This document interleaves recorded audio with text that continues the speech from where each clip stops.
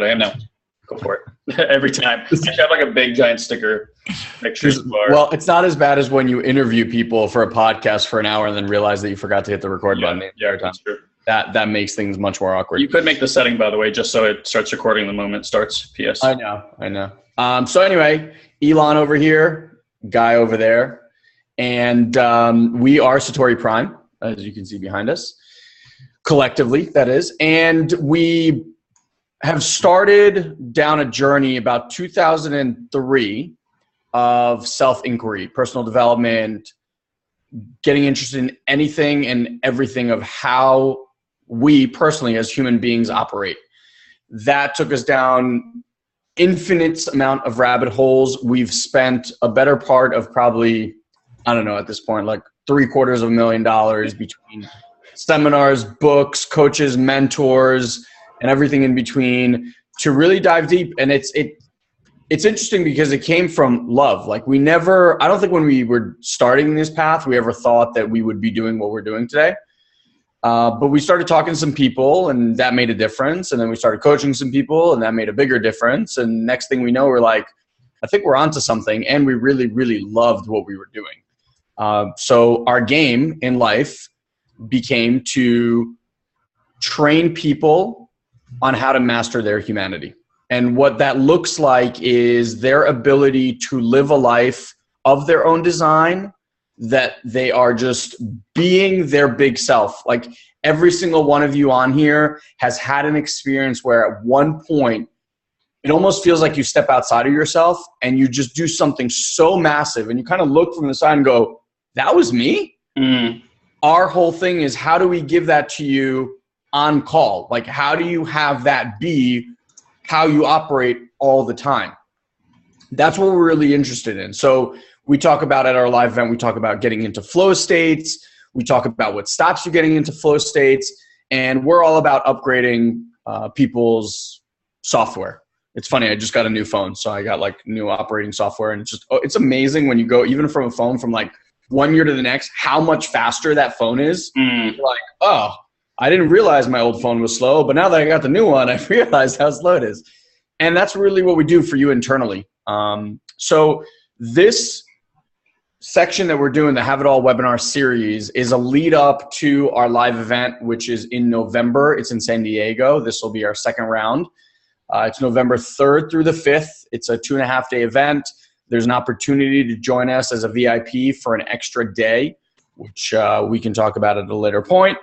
And we also have a coaching community called the Have It All Academy, where we coach live one-on-one in a group, not one-on-one, live in a group setting, and we meet every 2 weeks. So we'll give you more information towards the end of the webinar. Yeah, I don't know if there's anyone here from that group. No, but in any event, that's something that we are really, really passionate about. We absolutely love the Academy and our Satorians in there. And this is our way of basically sharing some of that information, the way that it operates with you. And hopefully if this resonates with you, as it did for some of the people already on here, you will find your way to either our live event or our Academy. So the intention of this series, it's going to probably be like an 8 or 10 part series. We haven't quite nailed down exactly how many parts, because when we have these sessions, it like sparks other ideas and we're like, oh, we should add that. But the idea is that we're going to start a series where we go through this type of curriculum. By the way, this is not at all what we talk about at the live event. This is all different information at the live event. We do a lot of exercises. It's very experiential, much more than we can do here.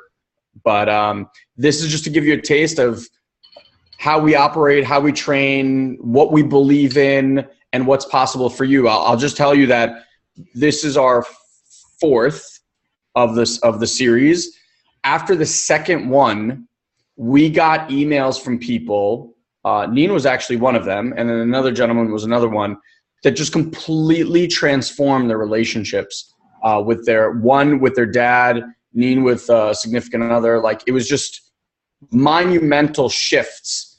And these are just, we're going to give you practical, what we call practical spirituality. This is just easy to implement and apply, or I should say simple, to implement and apply, not necessarily easy at times, so that you actually get results like now. The idea is get you the wins, right? So that you can keep coming back to the source that got you those wins. And by source, I don't mean us. I mean like source, God, universe, community, whatever you want to call it. And that's really the intention. So today we're going to delve into a new topic.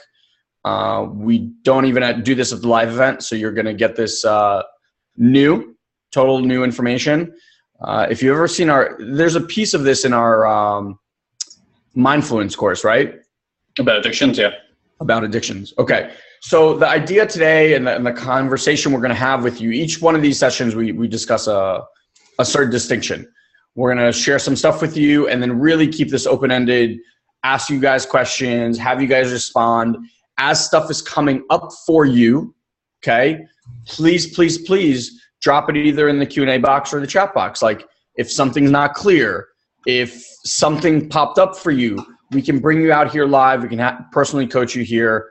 So just keep that in mind. But what we're going to talk about today is why you keep doing the things that you do over and over and over again. Like, why does it seem like no matter what you do, you keep producing the same results over and over and over? Why do you keep putting yourself in the same business situations? Why do you keep putting yourself in the same relationships?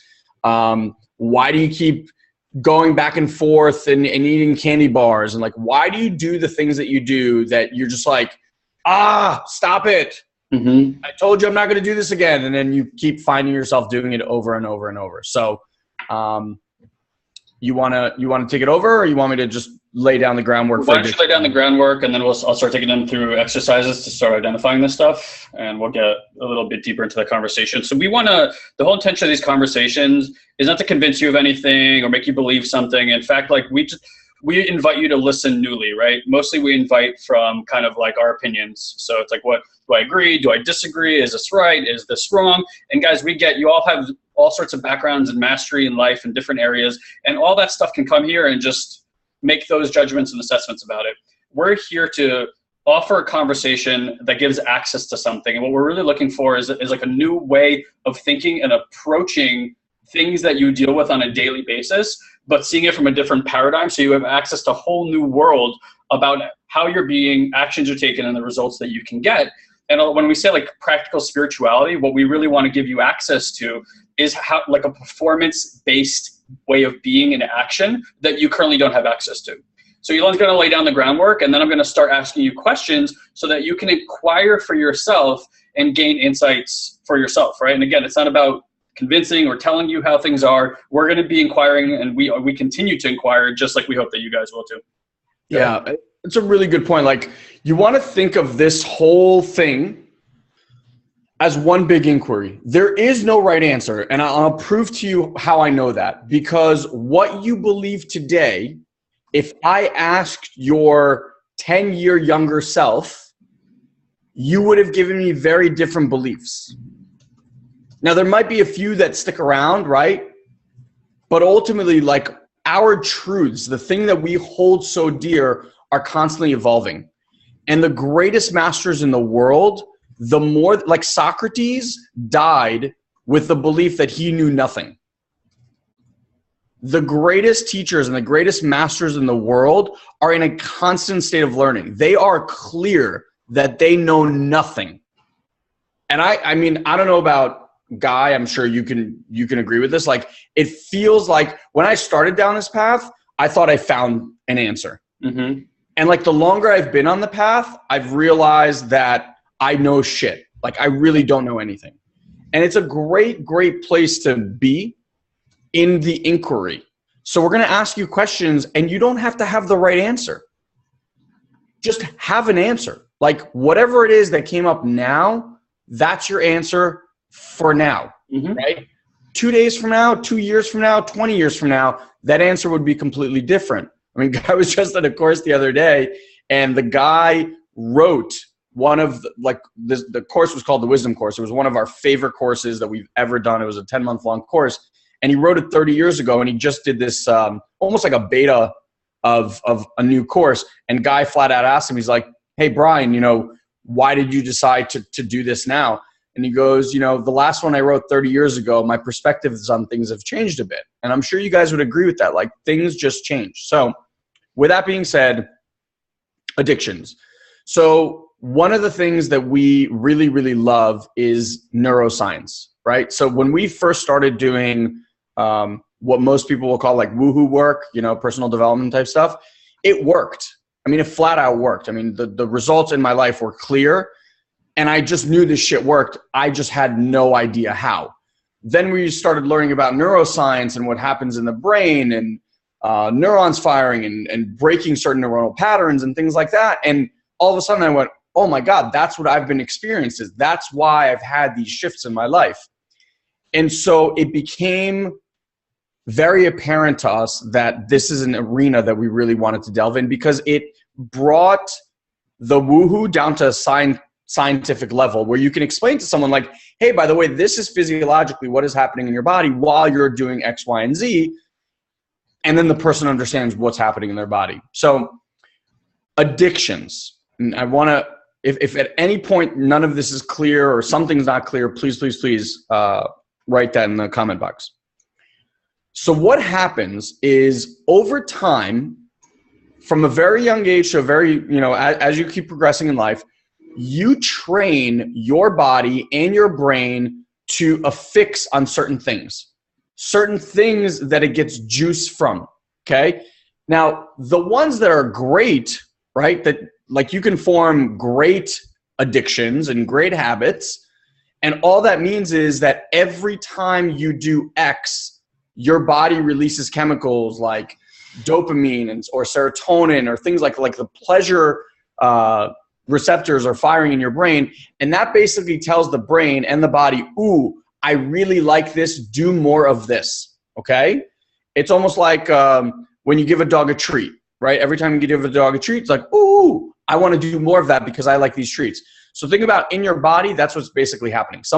Your brain is just giving you treats. Now, that's all good and well for the things that are great. But we're here to talk about the things that are at times maybe derailing your life or aren't having you achieve the success that you necessarily want or stopping you from creating the life that you really want. And so what happens is your body gets addicted to this chemical release, okay? So an easy way to look at this is people who are overweight, okay? People who binge eat or snack all the time or all this stuff and you just feel like you can't control yourself. The reason that is every time you stick a donut or a candy or a sugary drink in your body, the receptors in the body are like, woohoo, party! And it's treats. The problem is this stuff dissipates after a while, and what you're left with is like this, oh God, why did I do that? I swore I wouldn't do that. But here's where it gets really tricky. Just like an addict to any sort of drug, okay, your body craves that dopamine. It craves that rush. It craves that good feeling. And it will consistently put you into situations that can allow it to gain that rush. So food's a real easy one to see it with. But let's take it a step further. If you find yourself that no matter what in relationships, you end up having cataclysmic explosions, right? Like everything is really, really great for a few months or a year or whatever. And then every relationship ends in just a massive, massive fight. Something to consider, this is not like this is true, but something to consider is that you're addicted to the explosion. That explosion, that fight at the end is what gets you that juice. Your body, I'm sure you don't enjoy it, but in that moment, when it is happening, your body gets that rush. And so what it will do is it will actually create and attract very specific people to your life that it thinks can create this rush experience, that can create this explosion. And this goes for everything. Whether you've had bad success in business time and time again, it's like you get to a certain point of income and then it drops off the cliff. That's because that's the addiction. The gaining it all and then losing it. The gaining it all and losing it. And then you get on this perpetual circle. If you have fights all the time or arguments all the time, that's the addiction. This could be from smoking. This can be from, this could even be from a rush from like making fun of people, right? Like you get off on making fun of people in a harsh way. This could also be just in your relationships. This could be the reason you wake up in the morning feeling sad on every few weeks or something like that. It could be the reason that there's a period of the month where you eat more than another period of the month. It's just all these programmed behaviors in that, I'll kind of give you access to through language, how you can start looking at, deprogramming them. Go ahead. Yeah. So that's really what you want to start investigating. It's like, what are the patterns? This is the question you want to ask yourself. What are patterns in my life that no matter what it is that I've done, it seems to keep going around and around? And like anytime that I think, oh, I'm about to make it out, no, it just goes right back to the same thing. Any one of those loops that you are stuck in, what you want to consider is that there's a physical addiction to that. I don't know if the result is the right word, but to that emotional charge, whatever that emotional charge is. Okay. And that is why you keep doing these things over and over and over. Okay. So that's part one, unless Guy wants to add anything. Yep. And before we go on, is everyone clear on that? Because that's really, really important, because the next piece is we're going to talk about how you actually break these addictions. Like, what's the process to break these addictions? And Guy's going to ask you some really poignant questions to start investigating what that process is like. Yeah, okay, so Neen, awesome. She's saying, yep, that's me, chocolate and arguing with spouse. Absolutely. Look, there's something, Neen, that you get in arguing with your spouse. And once you understand that that's what it is, look, guys, this is a physiological, chemical reaction. You are not even present when this is happening. As soon as that stuff fires, you, real you, big you, whatever, gone. Have you ever seen a child on a tantrum and tried to communicate with them, to reason with them, like us adults like to do with kids? Impossible.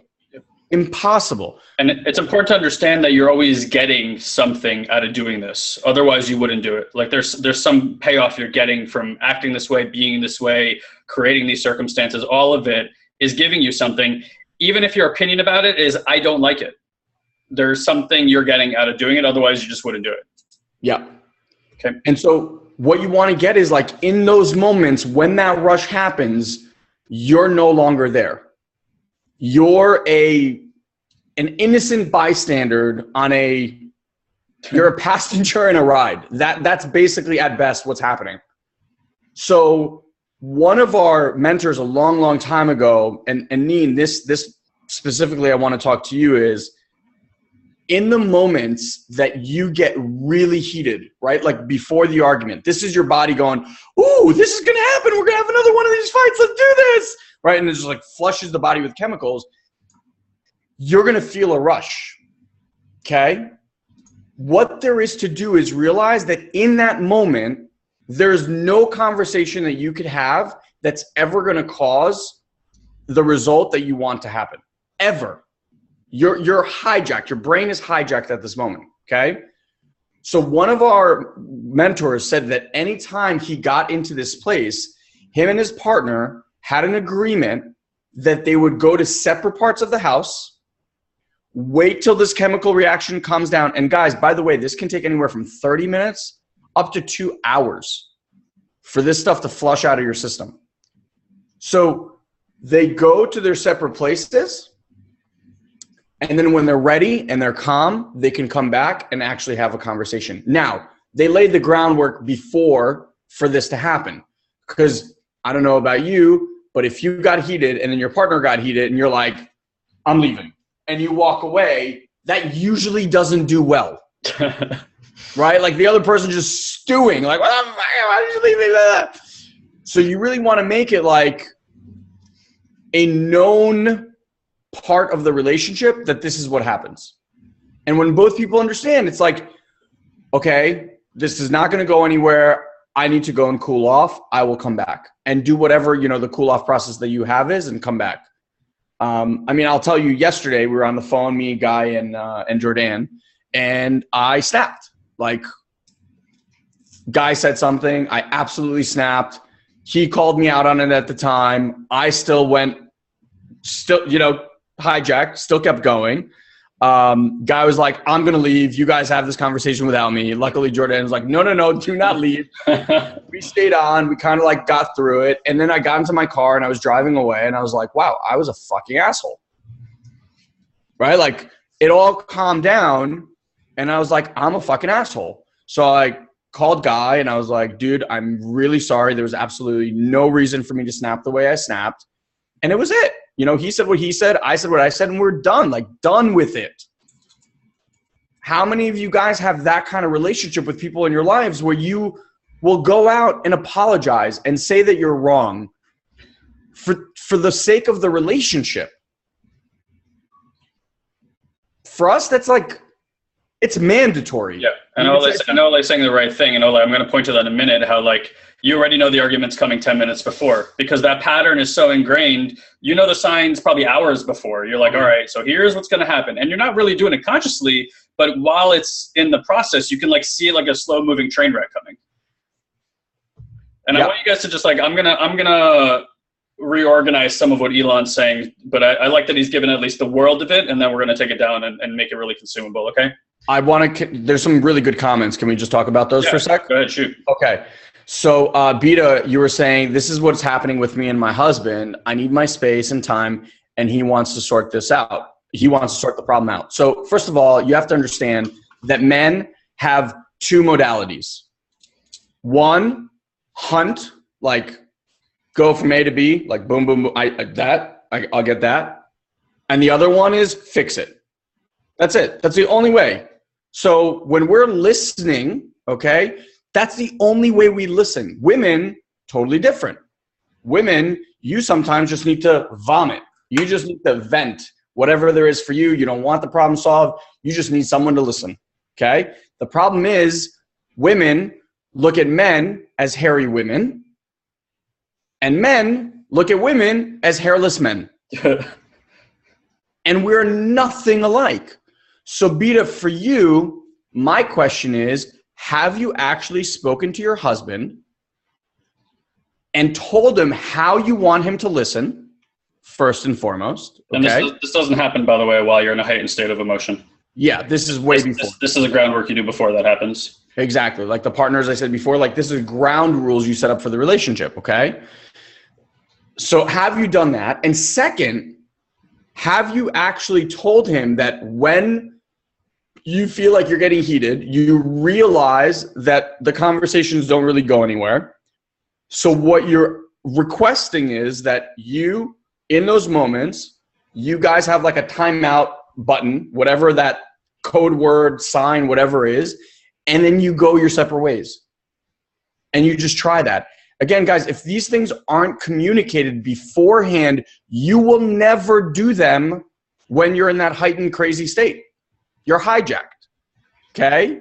So one of you is always, I don't know if you've ever noticed in like arguments, one person is always a little bit more sane, a little bit more, I don't know if sane is the right word, but a little calmer, like a little, the logic brain hasn't shut off just quite yet. So it's really important that you set up these ground rules. So I would highly recommend you do that. So this is just Matthew.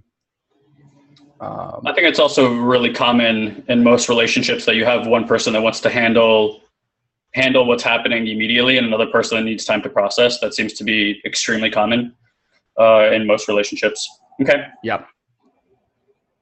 Awesome. So you want to keep going or? No. That was it. I just wanted to make sure that I give that to Beta. Okay. So now that you guys, it's not news to anybody, I think, but we wanted to give a picture of the world of it because we're all dealing with relationships, right? Like life is about relationships. It's a relationship to self, relationship to health, relationship to spirit, relationship to your mindset, relationship to your feelings. Like everything can be seen in the world of relationships. So we want to look at and investigate where did you start creating rules for the way that relationships are?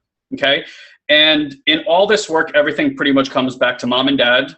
And some of it goes to and obviously if you have siblings, then siblings play into it also. A really good way to see how you are in a relationship is to actually investigate what you saw your parents doing or didn't do. And it doesn't mean that they actually did do those things or didn't do those things. And that doesn't matter. As long as your experience and memory is that they did or did not do those things, that's your experience, right? And memories are rarely, if ever, related to what actually happened in reality. They're just filtered through a lot of stuff. So that's number one. With siblings, you can often look at and investigate if you're having issues in your relationships with friends or peers, stuff like that. It's a really good place to go look and investigate what was your relationship there, what rules did you create, how was the world for you at X, Y, Z, okay? So if you have a pen and paper, then I want you to at least pull that out right now and just jot down a few notes, because when this webinar is over, I'm gonna invite you to do this quick 5-10 minute exercise with yourself. If you did on the webinar right now, you're just gonna stop paying attention. So, let's have an inquiry. You can think about these things right now, but I would really recommend that you write them down, okay? So in the world that Elon's talking about these addictions that just seem to keep coming back, the access point is to look at what are you making wrong, okay? Humans have two things that are seem to be innate for everybody. Is number one, for us, it's critical to look good. And I just don't mean like physically look good. I mean like the way that the people around you see us. We're so self-absorbed that when we walk down the street and we're playing some really cool music and we have that strut going, you literally think everybody's watching you when nobody's watching you. Nobody cares. That's in your own life, right? They're all two in their own world. Exactly. And everyone's doing the same thing, thinking that everybody can like somehow perceive what they're thinking and how they're seeing the world and all this kind of stuff. It's a phenomenon of thinking, okay? So two things that are really important to us is number one is looking good. And the way you can validate this is when you walk down the street and you trip over a crack that's not actually there. That's the reason you turn around and blame the sidewalk for making you trip, even though you just had a lapse in presence and you tripped, right? You're always looking to blame something for the experience you're having. And then the second one is, outside of looking good, is we're obsessed with being right about everything. So we collect a lot of information because we think if we just have enough information, we could be right about a lot of stuff, which in turn makes everybody else wrong, by the way. So a really good place to investigate is what are you making wrong, because this is what you want to remind yourself is whatever you're making wrong is going to keep coming back to you, like over and over again. That's why if you keep making your spouse wrong about something, have you ever noticed that issue, your spouse never seems to like have a breakthrough in that area? Like that's the same issue you see over and over again. Like, oh, he doesn't pick up his socks, or like, oh, he doesn't throw out the trash, or, she's never listening to me or never giving me credit or whatever it is. You're making that wrong. The issue just keeps coming back over and over again. Okay. So that's really important to note. Here's things you might say to yourself, by the way, about things you're making wrong. Like, I can't, they can't, he can't, she can't, I won't, he can't, I won't, she won't, he won't. So like, I can't, I won't. And something you might say to yourself is some version of like, I'm not good enough. Some of us say like, I'm stupid, or like, I don't have the talent. You might verbalize it in different ways, but at its essence is some variation of I'm not good enough. These are all things that you're making yourself wrong or them wrong for. And whatever it is that you're making wrong for, that's where this looping experience keeps coming in that never seems to solve itself, okay? Part of what's missing there for everybody is having accountability for self, meaning responsibility. So if you take the word down, if you kind of break down the word responsibility, you can look at it as your ability to respond, right? Which means that when you don't take responsibility, you don't look to respond in the situation. So mostly people see responsibility as blame. Who am I going to blame for this? So you either blame them or you blame yourself. If you blame them, you feel righteous and correct and blah, blah, blah, blah, blah. And you've already seen the pattern of that in your life when that happens. And we're all doing that because we get some kind of payoff from it. And generally the payoff is just being right. And what we're losing and what we lose in contrast is like communication, love, affinity, all these things that we all care about, but we give up just for being right, which is kind of silly. So I say this on a lot of webinars. Responsibility is very distinct from blame. In our society, these two seems to have been collapsed greatly. You see this in politics all the time. You see it in our society all the time. Something goes wrong. The media is looking for who to blame. They start pointing the fingers. And again, like take a look and investigate our society. When we find who to blame, like on the news, and we're like, all right, finally, there's this person to blame. Like, when has that actually solved or moved the needle forward in our society? Okay, like they've been trying to pin all sorts, I don't want to get political, but like pin all these things on the Democrat, like on Hillary, all these things on Trump, blah, blah, blah. And it doesn't matter how many times we find that they're at fault, like it doesn't change anything. So great, we found that they're at fault. What do you do, right? In contrast, for me, the definition of responsibility is the willingness to be at source.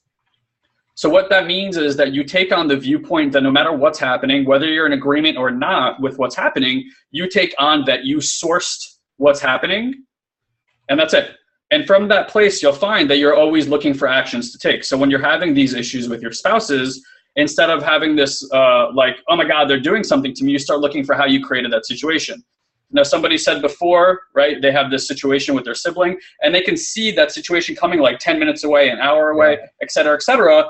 In that moment, like, I'm sure the experience is they're doing something to me. Oh, there they go again with their shit, blah, blah, blah, blah, blah. If the paradigm switch and it's like you got into the responsibility, like, oh my God, I'm creating this right now, you would look for ways to immediately diffuse that situation, okay? So again, I can't, I won't, I'm not good enough. And again, you could just write like, what am I making this wrong for? What am I making him, her, it wrong for? And just complete that sentence for yourself. And you'll immediately see that you've probably ongoingly done that for a long period of time, and there doesn't seem to be any kind of resolution. Now, you've also probably spent a lot of time thinking about this issue, thinking that if you just think enough, eventually you'll have a eureka moment and you'll know what to do, and or you spend all your time talking about what you're thinking about with the other person, trying to convince them to change their thinking.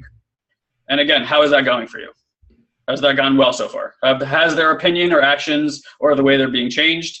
I would guess probably not. So you want to consider at some point in time, if you've been applying that strategy for 5, 10, 15, 20, 30 years, probably not a great strategy for aligning yourself or creating some kind of completion, okay?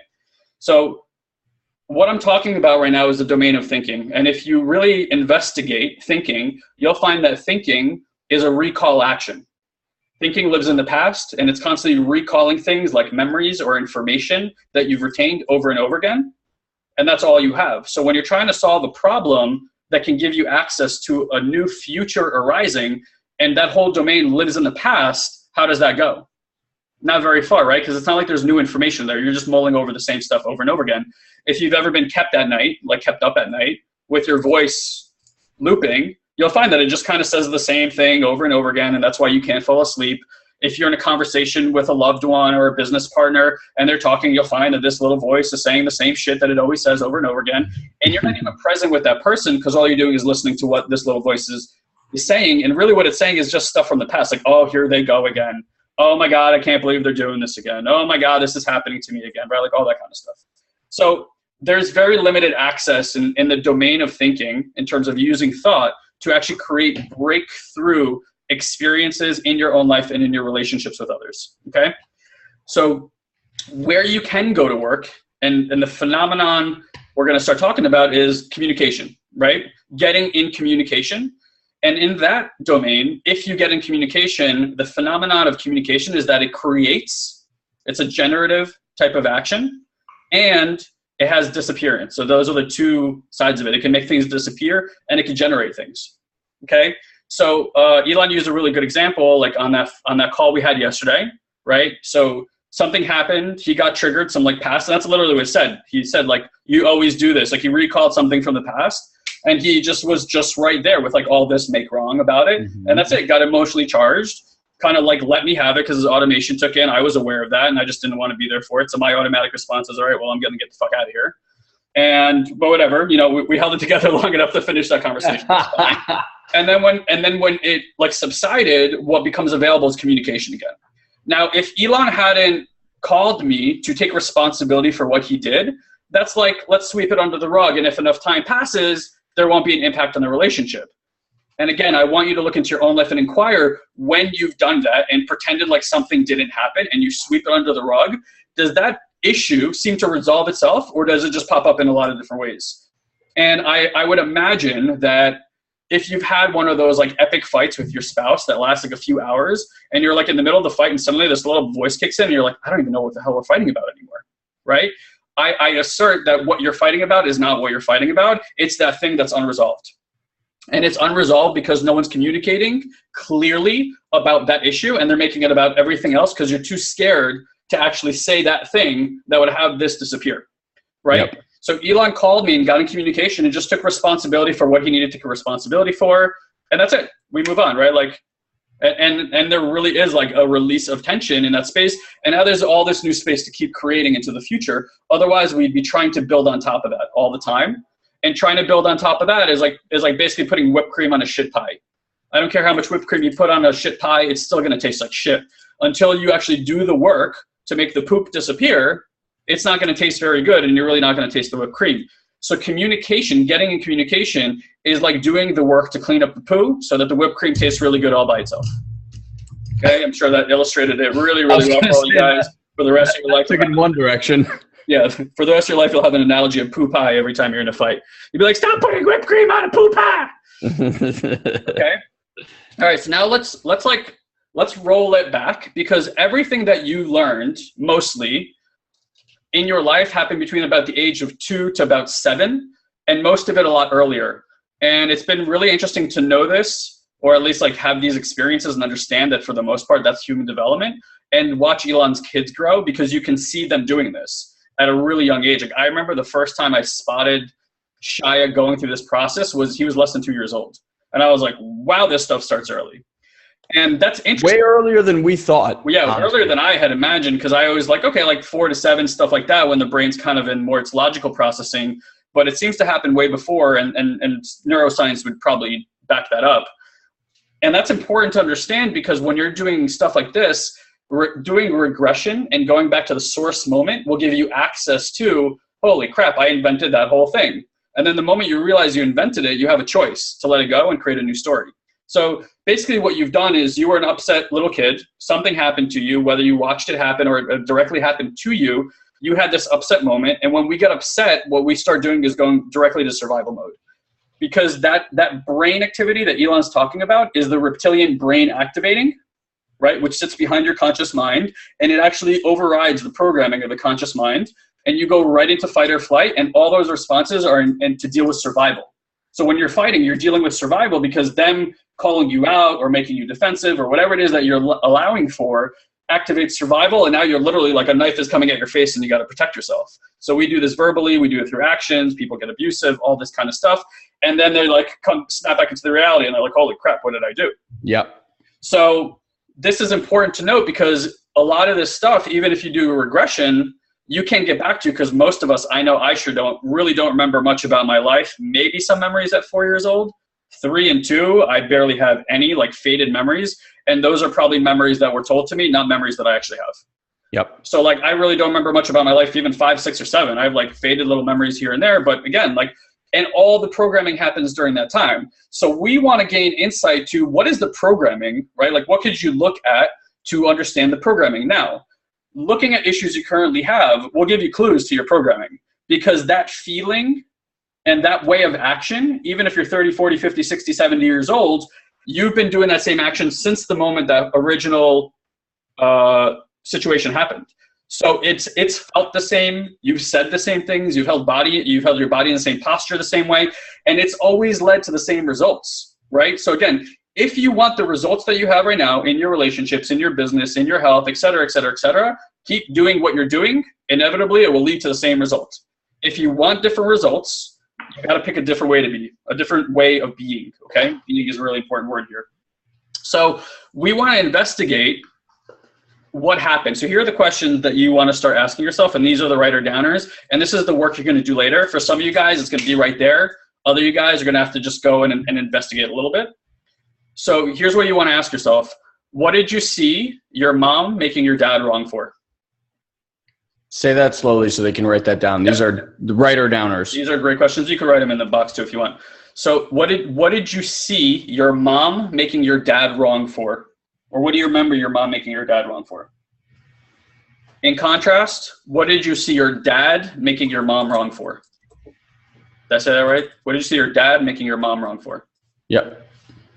And just explain to them, sorry, when you say make wrong, so they kind of know what that means. Yeah, so make wrong, like, I saw, like, my mom making my dad wrong for that he never listened to her. Okay. I saw my dad make my mom wrong for that he never got stuff done on time, even though he promised he would. Or like he worked all the time and never took care of the kid. It could be like you saw your father making your mom feel stupid or lonely or all these kind of stuff. Okay.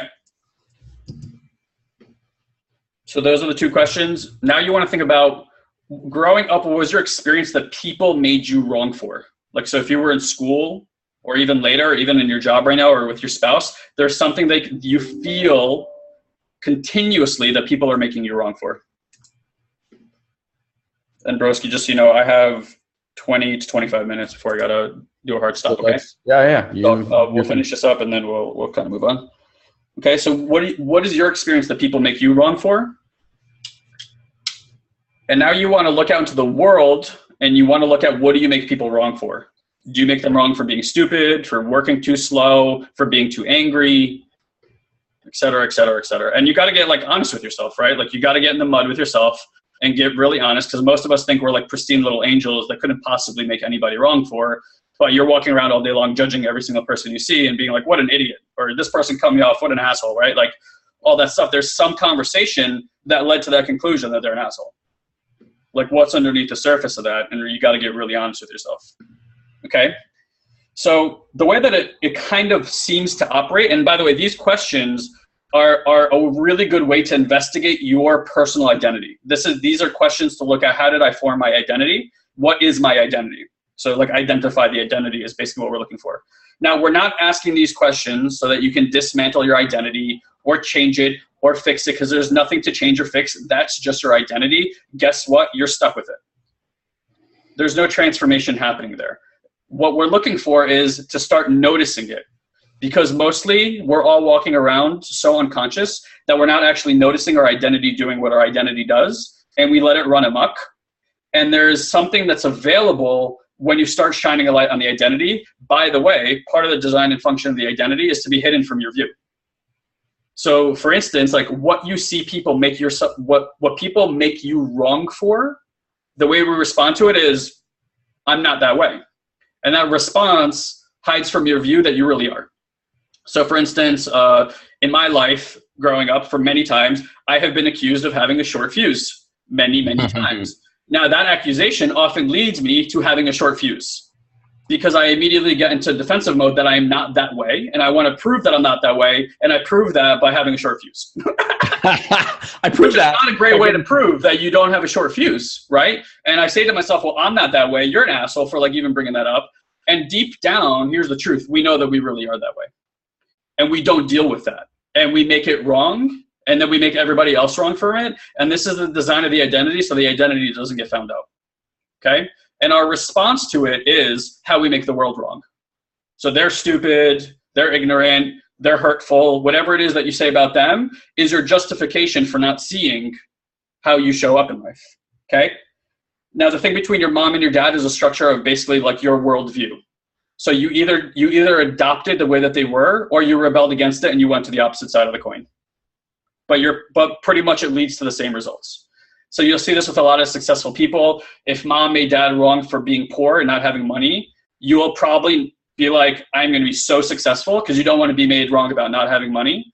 And a lot of people with that kind of story end up being mega successful around money, but they're miserable everywhere else in their life. Because in their worldview, their identity created that money equals love. And then they find out that that's not true. And then they struggle with that, right? So you really or they don't find out that it's true and they live their entire lives that way. Right. So here's what there really is to do with this information. It's like a lot of you guys might have like big aha moments about how you are by doing this exercise. And it probably will take you a whole 5 to 10 minutes to do this, okay? Here's what I want you to imagine. You know that fish from Finding Nemo? Or like you've seen this fish, like in the deep dark water, there's this fish that has this like thing that comes out here and a little light out in front of it. In Finding Nemo, they have a whole scene where they see a light and she's playing with it, and then they start swimming around and this thing is trying to eat them. I don't know the name of that fish. I should probably find out. But that light is that fish's bait, right? And this fish's design is to eat whatever gets attracted by that bait, right? We are exactly the same way. We put out the bait, they take the bait, And then our identity goes and starts going crazy. Now we're addicted to the identity. I think it's called anglerfish, by the way. Anglerfish. That sounds about right. So we're constantly in the process of doing that with people. So a good way to see this is like if you walk into like a room with a lot of people, like a party, you can sniff out those people. You know exactly who to talk to bait them into your identity so you can do your shtick. And this is like an ongoing thing that happens all the time. And it's not like you have one bait. You have a lot of different strategies for baiting people into your identity. And like Elon said, you're so addicted to this thing that it just becomes the way things are. And you conclude that you know how you are, you conclude that you know how they are, and you conclude that you know how the world is. And you walk around as if you know everything there is to know about everything, and then you stop learning anything about the way the world is. And here's the funny part. So there's studies right now that show your average human being has 5 best friends, okay? Let's multiply that by 10 and say there's 50 really close people to you in your entire life, by the way. That's what the study's about. And let's say you're exposed to another 50, 100, a few more 100 people. There's 7.3 billion people, I think, on the planet. If we did the ratios on how many people that is that you're actively exposed to in any deep, meaningful way, let's say it's a few hundred people, that's like 0.0000000, lots of zeros, and a 1% of the entire world. And you think you know what the world is like by investigating 50 people in your life. That's a little bit crazy, right? You're exposed to nothing during a lifetime in terms of people's perspective and what's out there. I want you guys to know that if you can think it or imagine it, there is some human out there doing that thing that you can think or imagine. We all have the capacity for all of it. From the best of us in the sainthood to people who are murderous and genocide, we all have that capacity. And mostly what's made the difference is the circumstances you grew up in and how you responded to them. Okay? So again, there's nothing to do about fixing your identity, but it's really helpful to see how it is that you bait people. Again, I'll use that example where, I don't remember who said that, but about like the 10 minutes before, knowing what's coming, that's the bait. Whatever happened before that, that's you looking at the bait going, I know what's coming next. And then the identity attacks, okay? And inside that world, what you lose is what could have been possible. So here's something to inquire about, because this is what this kind of education has at least led me into the inquiry of. If everything can be resolved inside the domain of communication, and I truly believe that that's so, and there could be a time in my life where that's an expanded thing, but in the most simplistic form, I believe everything can be handled in communication. No matter how bad you fuck it up with somebody, in the world of communication, you can get it handled, okay? If you properly know how to actually communicate to people. And just to clarify that might not mean like you have one conversation and it's over. That might mean that you need to have 12 conversations. But that continuous conversation, that continuous communication, you could literally, I mean, I've seen people alter the most heinous things that you can imagine were corrected when they got into communication. Absolutely. So again, you're looking for clues right now into how it is that you set off this chain reaction, because all you guys already know the results of this chain reaction. And if you don't like the results you're getting, guess what? That chain reaction is going to lead you to the same results over and over again.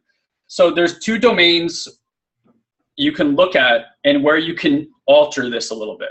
And one is in your listening, and the other one's in your in your speaking, right? In your communication. So these are 2 different language patterns that we use. Most people are terrible listeners because they don't know that you need to be trained in listening. They just think that it's like a passive thing that you do, so they don't listen. Your average person is not listening. They're waiting for their turn to talk. And they're not even waiting for their turn to talk. What they're really listening to is not the person who's saying anything. They're listening to all their assessments about what's being said, and then they're waiting for their turn to talk, which basically means they're having a conversation with themselves. The other person is just there for show.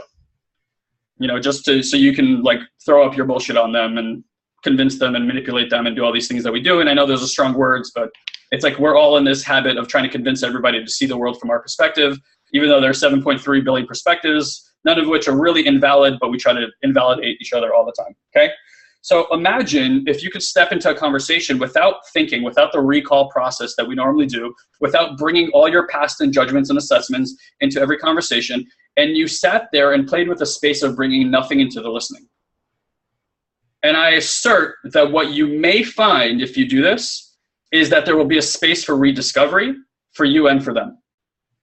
You'll see them newly, and they'll be able to self-discover all sorts of things about you and about the way things are if you're able to bring nothing to the conversation. Now, this also means that if somebody says something, like, you know, if you have like an ex-boyfriend that you hate and you're with like in a new relationship, and the moment that next guy says something that sounded like what the ex-boyfriend says, your brain goes, oh shit, here we go again. And now what happens is you bring that past into the present and you listen to everything through that filter, and they sound exactly like the last person, even though they're nothing like the last person. And that's why people go, how come I keep ending up with the same guy? Or how come I keep ending up with the same boss? Or how come blah, blah, blah, blah, blah? Or how come, like somebody wrote about quitting smoking cigarettes?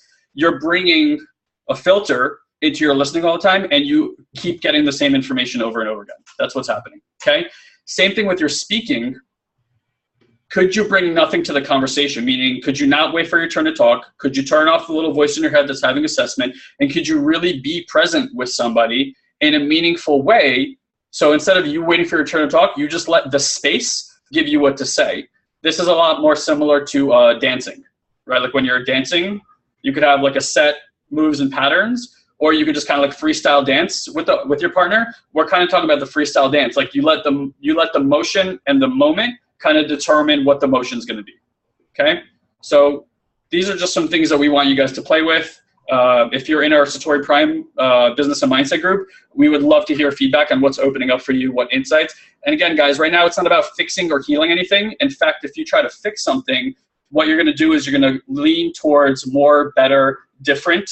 And what you're going to get is more, better, different of the same results. So if you want to write that down, fixing leads to more, better, different. And all you get is more, better, different of the same results.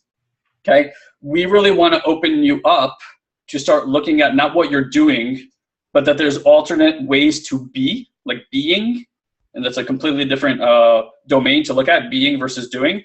And inside the world of being, a question to ask yourself is, when you're in these situations, what was missing that if it was present, it would make a difference?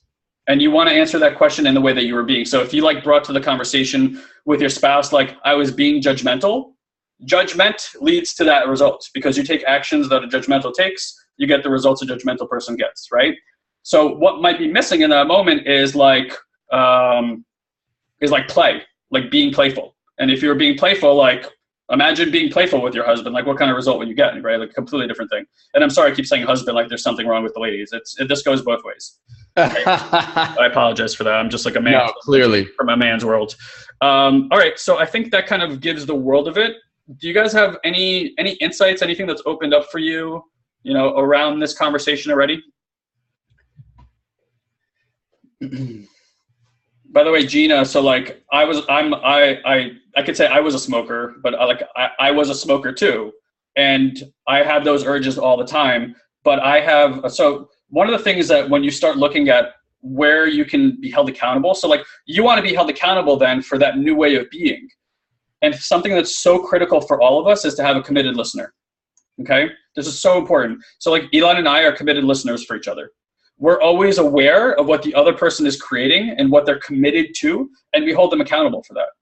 So like Elon and I are committed to having an amazing relationship and partnership in everything that we do. When it doesn't show up that way, and if it doesn't work between us, we'll create another committed listener that can hold us accountable for what we say that we want. Humans, for the most part, don't hold themselves accountable for anything. I know very few people that are are good at self-accountability, if that's a word at all. Personal accountability, let's say that. Okay, so you want to have what's called a committed listener. You want to create this new way of being with somebody that can hold you,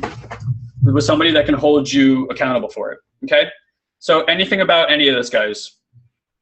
You hate this, you love this, this is interesting, go F yourself, your identity's flaring up, you want to throw me off a bridge, like anything, it really doesn't matter. Gina, can you tell Gina the book that made a difference for you? Yeah, Gina, there's a book called The Easy Way to Stop Smoking. And it fundamentally uses a lot of the things that we're talking about to shift consciousness around smoking. Because smoking is just like I'm a smoker is a way of looking at things. It's a conversation. Most people who try to quit smoking use willpower. Most people try to achieve anything use willpower. How does that go? Like never that well, right? So that book will alter your paradigm in such a way that when you look at a smoker, you'll feel nothing but pity for them. Because I know when I first stopped smoking, I would look at them and I would just feel jealous that they were smoking, and I was sitting here going, well, I'm not going to give myself one. It's like looking at a piece of cake and not being able to eat it. So if you change the conversation about smokers, like you start feeling pity for people because you see the trap that they're in, you suddenly, it's very natural not to want a cigarette. Okay. Okay, cool. So you guys are, welcome to keep sounding off as we go through this.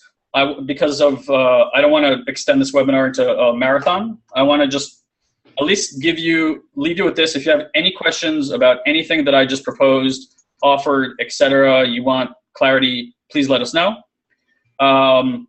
The other thing that we want to do is we want to invite you to at least take a look at what we have coming up right now, okay? So let me put this on the screen while I'm communicating this. So here's like our company has changed profoundly over the last 5 years. We're still doing the online marketing thing for those of you guys that know us, but right now our company is in a full-on rebrand, and we have one core message as a company. We're here for transformation. We're here for personal development. We're here to empower people, and that means in your relationships, in your business, in your health. We believe that you can live life at every level at a 10. And if you have some area of life that no matter what you've done hasn't seemed to work or change the results, we're the type of people you want to work with, because we're gonna give you experiences, insights, and paradigm shifts that are going to give you access to showing up in a completely new way that are going to offer you the results that you're looking for, or at least get you significantly closer to that target. And anybody who's been in our coaching group, and if you've watched the testimonials, and you can on that page, you're going to see people having radical shifts in the way that they're showing up in life and the results that they're getting, because they're accessing these kind of distinctions. And we show them how to go use these tools to make immediate transformations in the areas of life that matter to them, okay? So right now, we have a live event coming up in November. A few of you guys on here are coming already. I know Mark and Gina are coming to the event. You can check it out at youwillhaveitall.com/live. For those of you guys who are on this webinar right now, there's a few bonuses that you need to know about. Number one is we have our Mindfluence course. That's a at-home course that goes through 10 extremely life-altering and valuable distinctions, and we use those ongoingly in our training. It also gives you access to 2 bonus exercises that you can do that will like literally shift things like that for you in terms of your relationships. And there's a live talk that Elon and I did a few years back in Dallas. It's a really powerful exercise also. That comes the moment that you reserve your seat. We have 5 more seats left available for a 4-hour private training. So on November 3rd, when the event starts, the official start time is 6 p.m.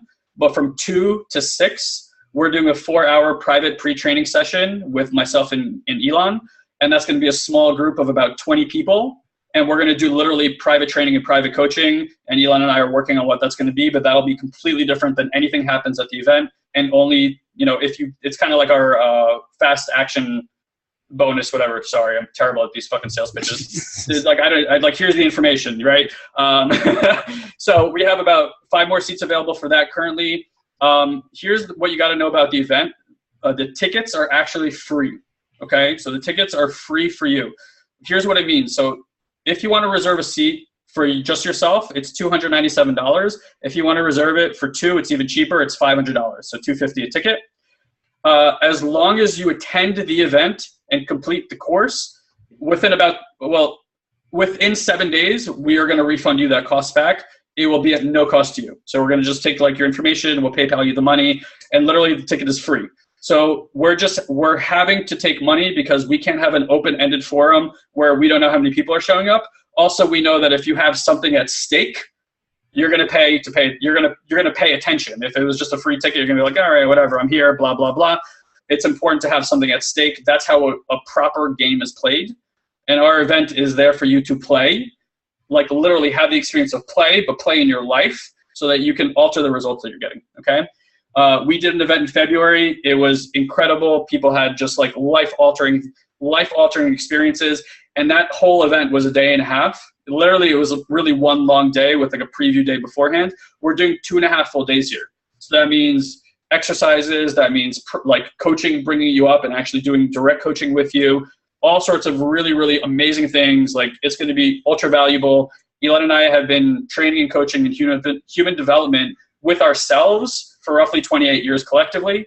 We've been actively coaching people for 10 years. So as you can see, all these things I'm telling you are not coming off a notepad. I can deliver them in the way that I'm delivering them because I live these things and I see them at the effect. And I've been teaching and coaching people and these principles for a long time, watching people get amazing results in their life. And so you're not coming from people who like read The Power of Now and we're regurgitating The Power of Now. Like this is stuff we actively use in our business, in our relationships. And if you guys know how we live our lives, I'm telling you right now, the access for these amazing lives that we live is this kind of work. It will open up a whole new world for you. I guarantee it. Okay? If you have any questions at all about the event, payments, etc., up top, you can contact Jordan. She's our operations manager. Please write down her name because people get it wrong all the time. They think it's Jordan, and it's not Jordan. It's Jordan, Jordanne at SatoriPrime.com. Any question you have about the event, shoot it to her. If we need to get involved, we'll deal with it personally, and that's it. We can get it handled. Again, youwillhaveitall.com/live. Okay? That's the first thing. Number 2, if for any reason you know that November 3rd, 4th, and 5th doesn't work for you, you can't come to San Diego, you think you don't have enough money or enough time, which by the way, I think are absolutely bullshit excuses not to come. Like if you want to break through in time and money, this is your opportunity to do that. Buying a ticket to something is you saying yes to a new future. It's just like when you buy a ticket to go on vacation. Even though that thing is happening out there in the future, you start taking actions consistent with that future that's coming. So all you guys know, if you're going to go to some like resort or some beachfront property, blah, blah, blah, blah, blah, that you're going to be sitting in a bathing suit a long period of time, guess what? The moment you buy that ticket, you start heading to the gym a whole lot more. You go buy the clothes, you go do this, you go do that, right? Like you want to look as sexy as possible when you get to the beach.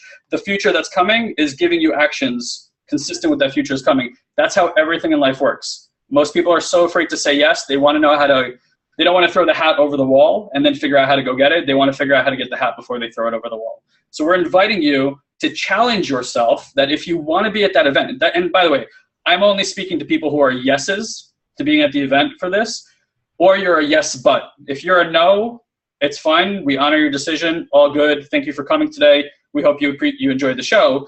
If you're a yes but, I don't have money or time, there's whatever comes after that but is what's running your life. It's running the show, and it's been doing it a long flippin' time. Taking actions consistent with the new future right now is the breakthrough you're looking for. By the time you show up at the event, that will have been handled. We're going to get to work on the deeper stuff. Okay? So that's important to note. However, if you are a no, you can't come, and you still want to work with us, here's the other opportunity. We do online group coaching every month, twice a month. Bi-monthly is twice a month, right? Not bi-weekly. Is that what that means? Yeah, it's bi-weekly. No, I think it's bi-monthly. Anyway, it doesn't matter. Bi-monthly, bi-weekly, blah, blah, blah. Okay, so every 2 weeks. 2 times a month, every 2 weeks, we do group coaching online.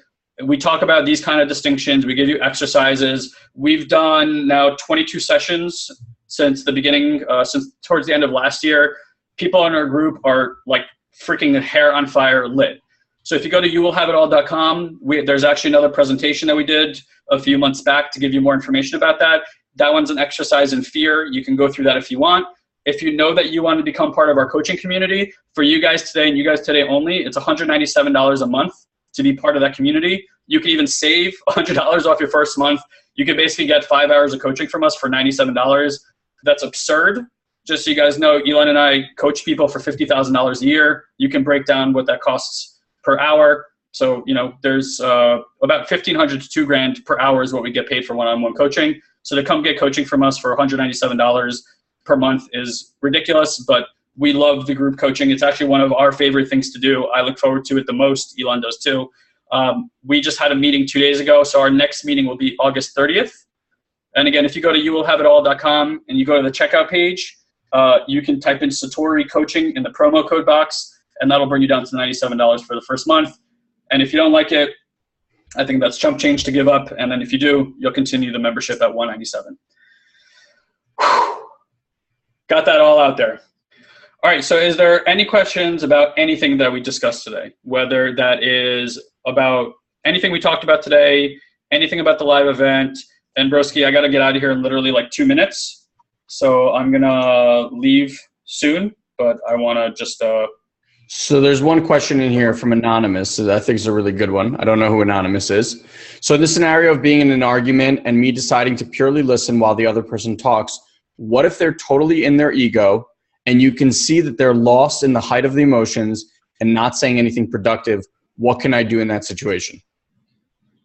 Should I go? There's not much you can do, right? If your perception is you're going to change somebody, well, especially in that state, you're not going to do anything to provide value. My inclination is do the work on yourself. Okay. A lot of people, like we say this in our group coaching all the time to them. We say, guys, you chose this journey. Your family, your friends, if they're not into this conversation, they didn't make this choice. That's like saying you chose to eat chocolate cake and you're going to make other people wrong for not eating chocolate cake.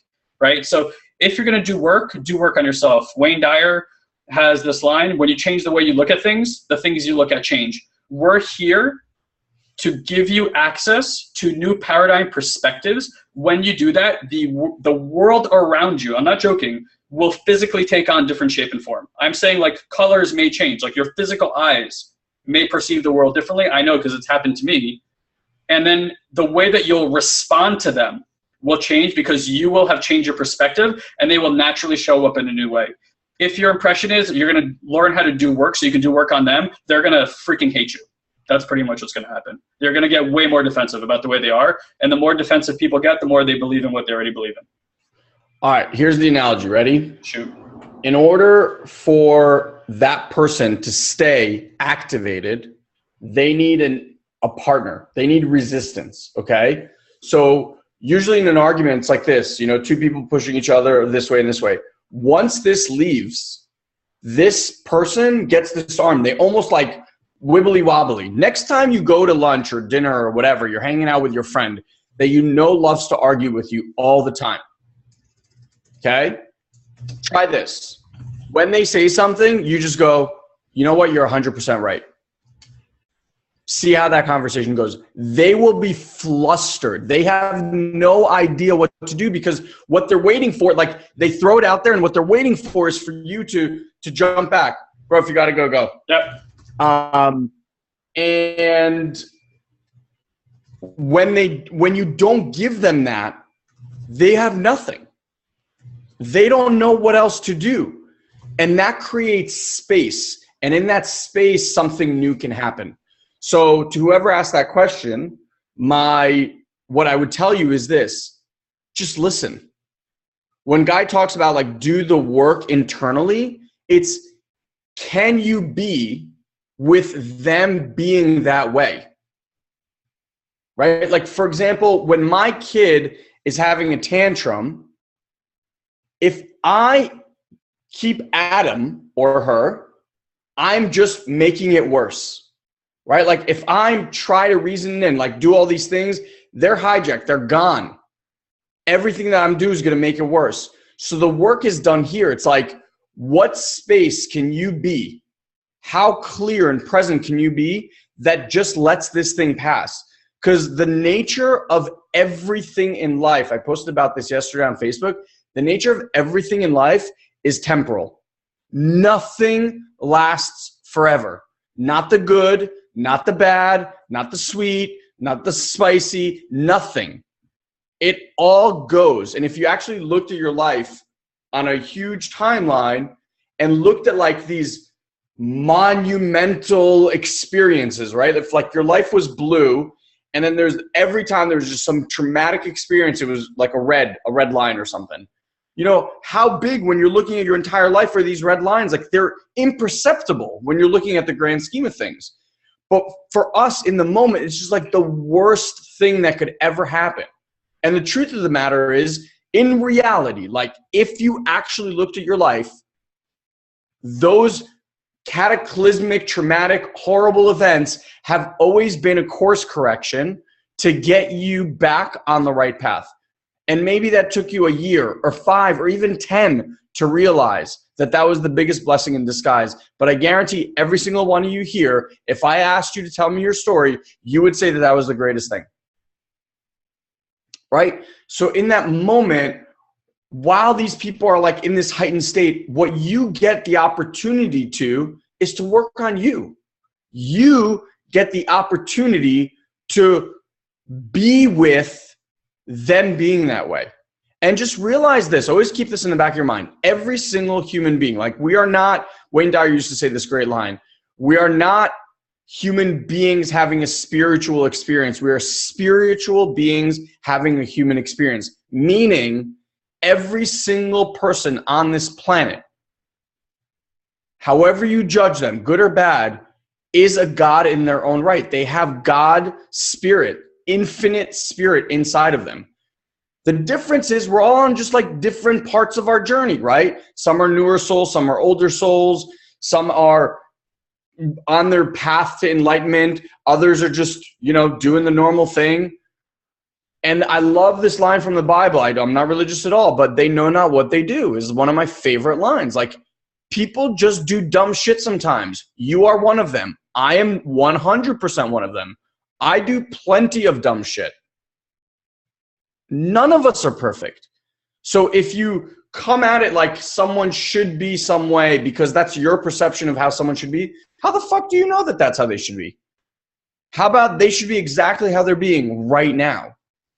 And the second you get that, and the second you stop arguing with, right, that gives them space. And in that space, they calm down. I have a friend that just argues all the time.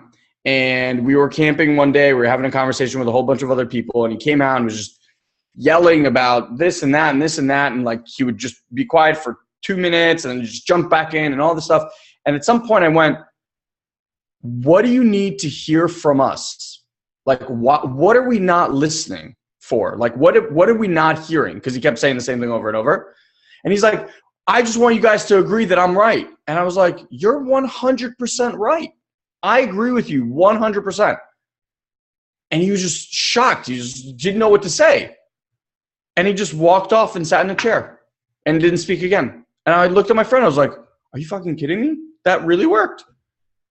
Right? So that's the kind of work you get the opportunity to do on yourself every single time that this happens.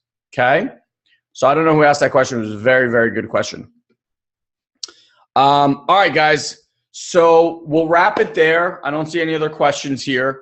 Again, I know Guy left, but from both of us, thank you so, so much for showing up. I know some of you guys have been here, I think, for every single one that we've done so far. So I think like Ole and Mark, thank you guys for just being here every single time. It's amazing. We love it. Keep coming back. These will be different every single time.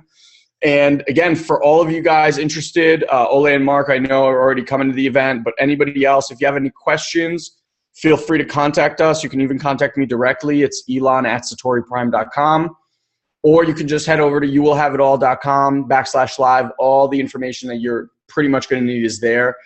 I will tell you, if you are interested, say yes. Say yes to the universe. And let the money and time and all these other bullshit reasons that have stopped you from doing the things that you've wanted to do for a long time, give yourself that breakthrough. Just give it to yourself. Like, just trust. Sometimes in life, there's a trust and a faith that needs to happen. And it feels like you're jumping off a cliff, and on the way down, you figure out how to build a plane. If you never put yourself in those situations, and if you only live in that world that is comfortable of, let me see what I can do, you will just stay in that circle for a very, very long time. We had a woman from Australia last year move mountains to come to the event. I'm not kidding you, like literally move mountains to come to the event. And it ended up being that she brought her family, her entire family. They got to spend like 5 days in San Diego. Her son is obsessed with Legoland. They got to take him to Legoland. It just became the most magical trip of their lives. And she had to literally move mountains to make it happen. Didn't know if she was going to be able to get passports in time. Didn't know how they were going to get flights. And it all just started working. And she looked at me. She's like, Elon, I can't even explain it. I was like, you don't need to explain it. I just know this shit works. I just know this is how it works. So if you want to trust the universe, trust God, stop living by your butts. You either control the butt or it controls you. That's it. So I will leave it with that. You're very welcome, guys. Thank you so much for being here. Love you all, and we will see you next Thursday for the next installment of the Have It All webinar series. Hope to see you guys in our academy, and hope to see you guys at the live event. Have an amazing one.